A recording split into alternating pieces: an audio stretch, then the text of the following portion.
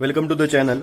हमारा दूसरा वीडियो है कि जिसमें हम रिड्यूस सिलेबस के बारे में बात कर रहे हैं कि जो सिर्फ 2020 और 21 के सिलेबस के लिए और ईयर के लिए क्या हो गया है, सिलेबस क्या हो गया, रिड्यूस हो गया है। क्यों? क्योंकि कोविड पेंडेमिक चल रहा है और हमारे स्कूल्स कॉलेजेस क्या है, बंद है।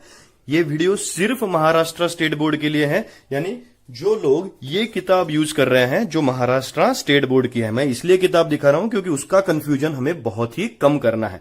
आ गया समझ में? तो हम क्या करेंगे, पेज नंबर के हिसाब से मैं आपको बताऊंगा। पार्ट 1 के वीडियो में फर्स्ट चैप्टर रोटेशनल डायनामिक्स से वेव ऑप्टिक्स तक का पूरा वीडियो बना दिया है, डिस्क्रिप्शन में लिंक भी दे चुके हैं, तो वो भी देख लीजिएगा। अपना टेक्स्ट बुक लेके बैठिए और हर एक टॉपिक को क्या करते रहिए, मार्क करते रहिए, ताकि आपको समझ में आ जाए कि कौन कौन सा टॉपिक क्या हो चुका है, कैंसिल हो चुका है।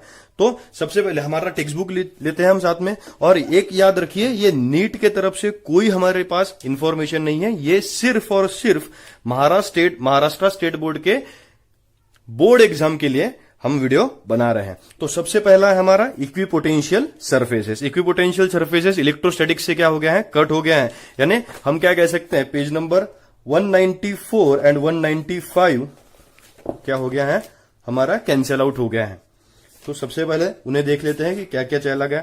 इक्विपोटेंशियल सरफेसेस का पूरा टॉपिक ही क्या हो गया है, चला गया है। ये पूरा टॉपिक हमारा क्या हो गया, कैंसिल हो गया। तो टेक्स्ट बुक में थोड़ा सा बाजू में रख लेता हूं, अगले चैप्टर से हम टेक्स्ट बुक के साथ में चलेंगे। Conductors and insulators, free charges and bound charges, ये जो 199 पे पूरा कंसेप्ट था वो भी क्या हो गया, कैंसिल हो गया। डिस्प्लेसमेंट करंट का पेज नंबर 208 पे जो टॉपिक था वो भी कैंसिल हो गया। वेंडिग्राफ जनरेटर का पेज नंबर 210 और 211 ये जो टॉपिक था ये भी क्या हो गया है, कैंसिल हो चुका। मैंने बस ये 4 टॉपिक बोले हैं कि जो कैंसिल आउट हो चुके हैं। ये पीडीएफ के हिसाब से मैं बोल रहा हूं जो स्टेट बोर्ड की तरफ से हम सबको मिली थी। आपको भी मिलेगी अगर आप साइट पे लॉगिन कर लीजिए, लेकिन मैंने आपके लिए यहां पे चीजें आसान कर दी हैं। तो ये हो गया इलेक्ट्रोस्टैटिक्स का। इसके बाद के चैप्टर के लिए देखते हैं। इसके बाद का हमारा चैप्टर था करंट इलेक्ट्रिसिटी। बेटा कुछ भी रिड्यूस नहीं हुआ है, पूरा चैप्टर एज इट इज है। पहले ही छोटा सा चैप्टर है, उसमें का उन्होंने कुछ भी रिड्यूस नहीं किया है, तो ये पूरा चैप्टर एज इट इज है। इसके बाद में जो चैप्टर हमारे पास आता है जिसमें हम कह सकते हैं magnetic fields due to electric current, उसके बारे में अब देखते हैं एक बार। तो अगला हमारा चैप्टर है magnetic fields due to electric current. बहुत कम टॉपिक इसका भी रिड्यूस हुआ है बेटा। सिर्फ साइक्लोट्रॉन मोशन करके जो टॉपिक है हमारा पेज नंबर 232 से लेकर 234 तक, ये टॉपिक जो है हमारा कैंसिल हो गया। यानी magnetic fields due to electric current का एप्लीकेशन पार्ट जो है वो क्या कर दिया, इन्होंने कट कर दिए हैं। और इस पे ही डिपेंडेंट पेज नंबर 234 पे ही एक हेलिकल मोशन करके टॉपिक है। यानी बेटा क्या क्या कैंसिल आउट हुआ है, देखिए आप 10.3 एंड 10.4 ये 2 पॉइंट्स क्या हो गए, कैंसिल हो गए। कौन से चैप्टर से? Magnetic fields due to electric current से। इसके बाद में का जो टॉपिक है हमारा, इसके बाद का जो चैप्टर है उसमें से बहुत ज्यादा डिडक्शन है, वो भी मैं आपको बताता हूं, ये आप नोट कर लीजिए। आगे चलते हैं। तो 11वां चैप्टर हमारा है मैग्नेटिक मटेरियल्स। ये सबसे ज्यादा डिडक्शन इस चैप्टर में हमारे पास हुआ है, क्योंकि देखिए ये बहुत बड़ा चैप्टर बढ़ गया था, लेकिन पेज नंबर 251 पे जो पहला ही एक्सप्रेशन है, torque acting on a magnetic dipole in uniform magnetic field, ये पेज नंबर 251 से लेके 253 तक एक एक्सप्रेशन था जो पूरा का पूरा क्या हो चुका है, कैंसिल हो चुका है। इसके बाद में आपको समझ में आ गया, पहला पूरा एक्सप्रेशन चला गया है इंक्लूडिंग ग्राफ वगैरह सब कुछ, ये इस पॉइंट तक पूरा वो चला गया है। बाद में पेज नंबर 257 पे मैग्नेटिक प्रॉपर्टीज ऑफ मटेरियल, ये पूरा टॉपिक पेज नंबर 257 से डायमैग्नेटिज्म, उसके बाद में पेज नंबर 258 भी चला गया, 259 भी चला गया, फेरोमैग्नेटिज्म, पैरामैग्नेटिज्म दोनों टॉपिक चले गए। पेज नंबर 260 डोमेन थ्योरी भी हमारी चली गई, 261 तक ये पूरा टॉपिक चला गया। और 261 पे भी जो हिस्टेरिसिस का टॉपिक है वो भी क्या हो चुका है, कैंसिल हो चुका है। यानी 261 भी गया है, 262 भी गया है। और उसके बाद में परमानेंट मैग्नेट एंड इलेक्ट्रोमैग्नेट जो 262 पे थे वो सब कैंसिल हो गए। यानी सीधे सीधे पेज नंबर 257 से आगे हमारा पूरा चैप्टर थियोरेटिकली जो था वो पूरा का पूरा चैप्टर जो है वो इस साल क्या हो चुका है बेटा, रिड्यूस हो चुका है। आगे आपको समझ में? तो ये रिडक्शन, ये बहुत ही इंपॉर्टेंट रिडक्शन था पूरा चैप्टर। यानी बहुत कम अब मैग्नेटिक मटेरियल्स बचा है, यानी मेरे ख्याल से सिर्फ 2 से 3 क्वेश्चन बचे हैं कि जो मैग्नेटिक मटेरियल्स में इस साल हमारे लिए पढ़ाने के लिए महाराष्ट्र स्टेट बोर्ड के लिए बचे हैं। लो, पूरा चैप्टर नियर अबाउट हमारा खत्म ही हो गया। अब इतना डिडक्शन के बाद में एक जो बहुत बड़ा चैप्टर होता है, जो हर साल एक लंबा चैप्टर कहा जाता है, जिसे कहा जाता है इलेक्ट्रोमैग्नेटिक इंडक्शन। तो इस चैप्टर के बारे में एक बार बात करते हैं कि क्या रहा है, क्या निकल चुका है। तो इसके बाद का चैप्टर है electromagnetic induction. Pen, paper, textbook साथ में रखिएगा। तो चलिए बात करते हैं इलेक्ट्रोमैग्नेटिक इंडक्शन की। सबसे पहला टॉपिक जो कैंसिल हुआ है, that topic is on page number 270 पे 12.6 करके जो टॉपिक है, वो 273 तक एक एक्सप्रेशन है, induced EMF in a stationary coil in a changing magnetic field. वो पेज नंबर 273 तक का पूरा एक्सप्रेशन चला गया है। 273 पे जो जनरेटर का कंसेप्ट है 274 तक का वो भी चला गया है। 274 से लेके 276 तक एक जो कंसेप्ट है हमारा back EMF and back torque का 12.8 का जो टॉपिक है 12.8 का, वो भी क्या हो गया है, रिड्यूस हो चुका है।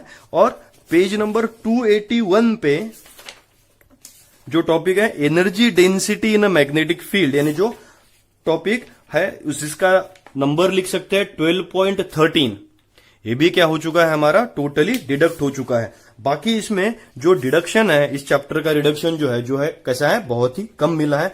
तो इलेक्ट्रोमैग्नेटिक इंडक्शन बहुत इंपॉर्टेंट चैप्टर रहता है हमेशा, AC currents in electromagnetic induction.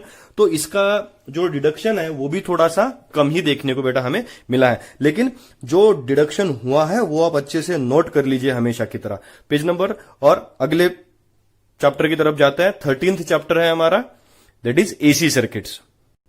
अगला चैप्टर हमारा है 13th chapter, that is AC circuits. AC circuits में सबसे पहले तो चला गया एसी जनरेटर, जो 13.2 नंबर का टॉपिक है। एसी जनरेटर 288 पे ये पूरा चला गया, आरएमएस वैल्यू भी उसकी चली गई। तो उसके बाद में 297 पेज नंबर पे चलते हैं। ये बीच में का सब बचा है, ये हम पढ़ेंगे बाद में।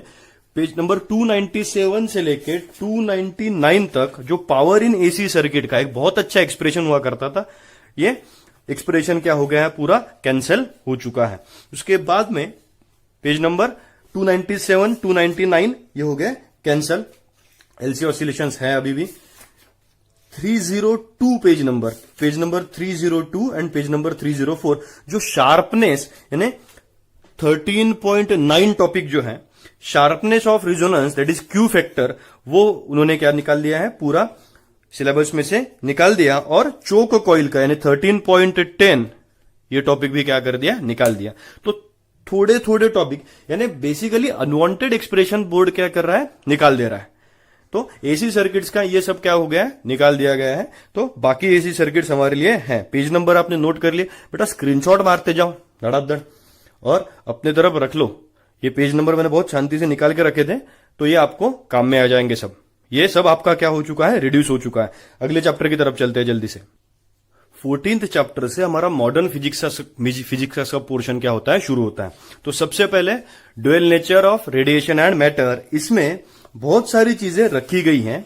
एक पूरा टेबल का टेबल ही उड़ा दिया है। That table is from 14.2 page number 314 पे जो टेबल है, कि जो 14.2 का टेबल है वो पूरा का पूरा टेबल उन्होंने क्या कर दिया है, कैंसिल कर दिया है।